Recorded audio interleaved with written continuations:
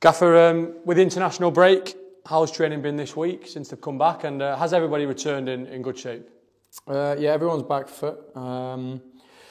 We got everyone back training, or majority training today. Tello and Dale Taylor didn't train fully just because they've literally just arrived. And yeah, training's been it's been fine. I think we did the open session on Monday for the fans and the third kit.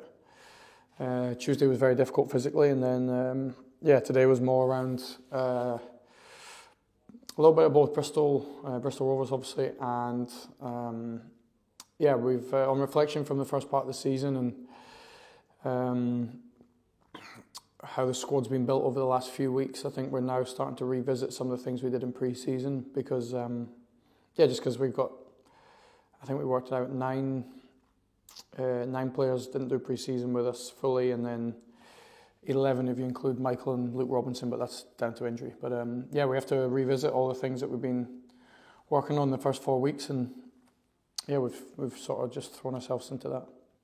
How's the break been in terms of the injured lads? Has it given them a little bit extra time to potentially either feature this weekend or certainly in the weeks to come?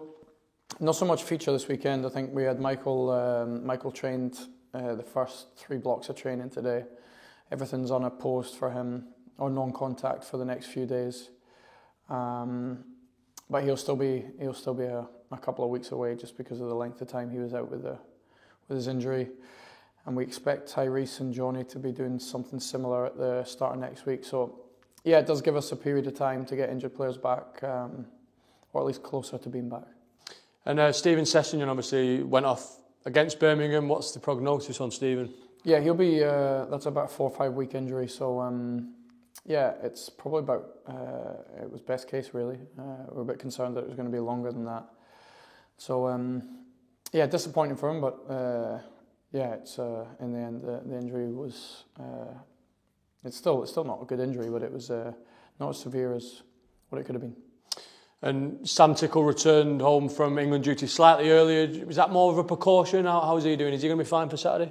Yeah, I think he'll be fine. I think it is. Yeah, it's. I think Sam trains extremely hard, but he also does a lot of work around.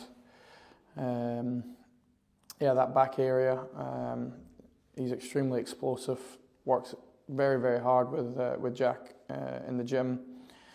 So I think it was just a precaution with England, and he trained with us today, yeah. So he'll be fine for the weekend. Just looking ahead to the weekend, and Bristol Rovers, obviously not the result performance we wanted last season, but got the better of them in the back end of the season at home. They've got a strong home record, haven't they? How are you expecting them to come out with? Yeah, that away game, that's a game that's still very clear in my mind about what's acceptable and what isn't. I think there's parts of the Reading performance reminded me, I think I said that maybe post-game. So we have to...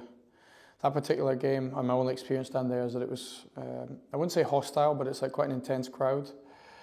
And we have to be ready for it. Yeah, they're strong at home.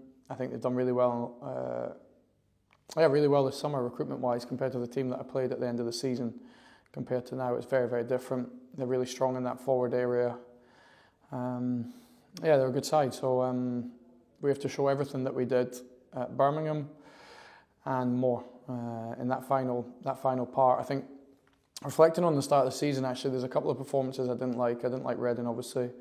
Parts of Morecambe, I think when we didn't sort of stick to the position and almost respect the game, that if you don't, it gets hurt.